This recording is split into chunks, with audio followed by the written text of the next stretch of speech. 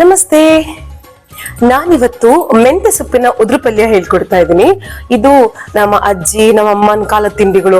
ಯಾಕೆಂದ್ರೆ ಅವರು ರುಚಿ ಜೊತೆಗೆ ಆರೋಗ್ಯ ಕೂಡ ನೋಡಿ ಮಾಡ್ತಾ ಇದ್ರು. ಹಾಗಾಗಿ ಅವು ಬಹಳ ಹೆಲ್ದಿ ಇರ್ತಿತ್ತು ಮತ್ತು ಬಾಯಿಗೆ ಅಷ್ಟೇ ಟೇಸ್ಟಿ ಇರ್ತಿತ್ತು. ಈಗ ನಾವೆಲ್ಲ ಹೊಸ ತಿಂಡಿಗಳನ್ನ ಕಲ್ತಿದೀವಲ್ಲ, ಅವೆಲ್ಲ ರುಚಿ ಮಾತ್ರ ಇರತ್ತೆ. ಅದರಿಂದ ನಮ್ಗೆ ಬೆನಿಫಿಟ್ ಆಗ್ತಾ ಇದೆಯಾ ಅಥವಾ ಡ್ಯಾಮೇಜ್ ಆಗ್ತಾ ಇದೆಯಾ ನಾವೇನು ನೋಡಲ್ಲ. ಹಾಗಾಗಿ ಹಳೆ ತಿಂಡಿಗಳನ್ನ ಸ್ವಲ್ಪ ಅವಾಗ ಮಾಡ್ತಾ ಇರೋಣ, ಮಾಡ್ತಾ ನಮ್ಮ ಮಕ್ಕಳಿಗೆ ಕೂಡ ಕಲ್ಸೋಣಂತೆ ಅನ್ನೋದು ನನ್ನ ಒಂದು ಉದ್ದೇಶ. ಹಾಗಾಗಿ ನಾನು ಇವಾಗ್ಲೂ ಕೂಡ ನಮ್ಮ ಅಜ್ಜಿ ಮಾಡೋ ತುಂಬಾ ಎಲ್ಲ ನಾನು ಅಜ್ಜಿ ಮಾಡೋದೇ ಬಹಳ ಮಾಡ್ತಾ ಇರ್ತೀವಿ. ಸೊ ನಿಮ್ಗೆ ಇದು ಇಷ್ಟ ಅನಿಸ್ತು ಅಂತಂದ್ರೆ, ಹೊಸದು ಅನಿಸ್ತು ಅಂತಂದ್ರೆ, ನೀವ್ ಇವತ್ತು ಮಾಡಿಲ್ಲ ಇದು ಟ್ರೈ ಮಾಡ್ಬೇಕು ಅನಿಸಿದ್ರೆ ಖಂಡಿತ ಟ್ರೈ ಮಾಡಿ. ನೀವ್ ಯಾವಾಗ್ಲೂ ಅವಾಗ ಮಾಡ್ಕೊಂಡ್ ತಿಂತಾನೆ ಇರ್ತೀರಾ.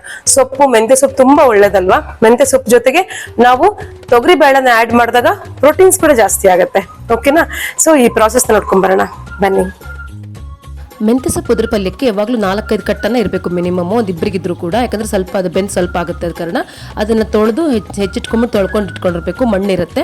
ಆಮೇಲೆ ಒಂದು ಬಟ್ಲಲ್ಲಿ ನಾನು 1.5 ಲೋಟದಷ್ಟು ಇದು ಬೇಳೆ ಹಾಕಿದ್ದೀನಿ. ಅದಕ್ಕೆ ಅರಿಶಿನ ತುಪ್ಪ ಹಾಕಿ ಮರಳಿಸಿದ್ದೀನಿ. ಆಮೇಲೆ ಒಂದು ಬಟ್ಲಲ್ಲಿ ನೀರು ಶೋಧಿಸ್ಕೊಂಡು ಆಮೇಲೆ ಇನ್ನೊಂದು ಬಟ್ಲಲ್ಲಿ ಈ ಥರ ಮಾಡ್ಕೊಂಡಿದ್ದೀನಿ. ಆ ಥರ ಮಾಡ್ಕೊಂಡಾಗ ಏನಾಗುತ್ತೆ, ಗಟ್ಟಿ ಮಾತ್ರ ಕೆಳಗಡೆ ಇಳಿಯುತ್ತೆ, ನೀರು ಅಂತದೆಲ್ಲ ಮೇಲ್ಗಡೆನೇ ಇರುತ್ತೆ. ಅವಾಗ ಏನಾಗುತ್ತೆ, ಉದುರು ಆಗ್ಲಿಕ್ಕೆ ಚೆನ್ನಾಗಿರುತ್ತೆ. ಆಮೇಲೆ ಮಿಕ್ಸಿ ಒಳಗಡೆ ನಾನು ಸ್ವಲ್ಪ ಕೊತ್ತಂಬರಿ, ಕರಿಬೇವು, ಆಮೇಲೆ ಜೀರಿಗೆ, ಹಸಿಮೆಣಸಿನ್ಕಾಯಿ, ಹಸಿ ಕೊಬ್ಬರಿ ಇಷ್ಟು ಹಾಕಿ ಮಿಕ್ಸಿಗೆ ಹಾಕ್ಕೊಂಡಿದ್ದೀನಿ. ಆಮೇಲೆ ಒಂದು ಬಾಣಲಿ ಒಳಗೆ ಆ್ಯಸ್ ಯೂಶುವಲ್ ಆಗಿ ಒಗ್ಗರಣೆ ಹಾಕ್ಕೊಳ್ಳೋದು.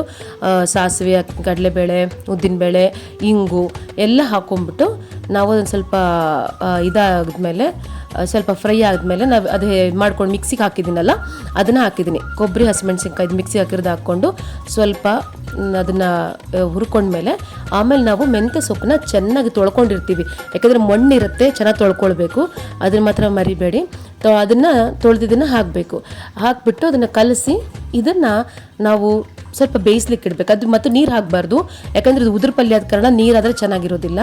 ಇದನ್ನು ಜಸ್ಟ್ ಇದನ್ನು ಈ ಥರ ಹುರ್ಕೊಂಡ್ಬಿಟ್ಟು ನಾವು ಮೇಲ್ಗಡೆ ಇದನ್ನು ಹಾಕಿದರೆ ಆ ಆವರಿಗೆ ಬೇಯುತ್ತೆ. ಮುಕ್ಕಾಲು ಬೆಂದ ತೆಗೆದು ಬಿಡೋದು. ಯಾಕಂದರೆ ಸೊಪ್ಪಲ್ವಾ, ಭಾಳ ಬೇಗ ಬೇಯುತ್ತೆ, ಅದಕ್ಕೆ ಹೆಚ್ಚೊತ್ತು ಬೇಕಾಗಿಲ್ಲ. ನೋಡಿ ಆ ಥರ ಉದುರಾಗಿದೆ, ನೋಡಿದ್ರೆ ಅದೆಲ್ಲ ಥರ ಉಜ್ಜಿದ್ದಕ್ಕೆ ಆ ಥರ ಅಷ್ಟು ಉದುರಾಗಿದೆ. ಆಮೇಲೆ ಈ ಬೇಳೆನ ಹಾಕ್ಕೊಳ್ಳೋದು. ಇದು ಭಾಳ ಹೆಲ್ತಿಗೆ ಒಳ್ಳೆಯದು. ನೋಡಿ ಜಸ್ಟ್ ಸಿಂಪಲಾಗಿ ಆಗೋಯ್ತು.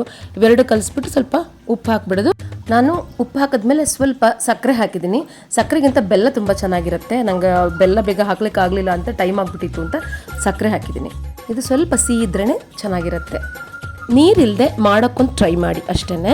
ಬೇಳೆನ ಚೆನ್ನಾಗಿ ನೀರಿಲ್ದಂಗೆ ನಾವು ಬೇಯಿಸ್ಕೊಳ್ಬೇಕು, ಅದೇ ಇರೋದು ಇಂಪಾರ್ಟೆಂಟು. ನೋಡಿ ಎಷ್ಟು ಉದುರಾಯಿತು. ಇದು ಅನ್ನಕ್ಕೆ ಎಷ್ಟು ಚೆನ್ನಾಗಿರುತ್ತೆ ಗೊತ್ತಾ, ಚಪಾತಿಗಳಿಗೆ ಕೂಡ. ನಿಮಗೆ ಇದು ಹಳೆ ತಿಂಡಿಗಳಿವೆಲ್ಲ ಟ್ರೈ ಮಾಡ್ತೀರಾ ಅನ್ಕೋತೀನಿ. ಓಕೆನಾ? Thank you.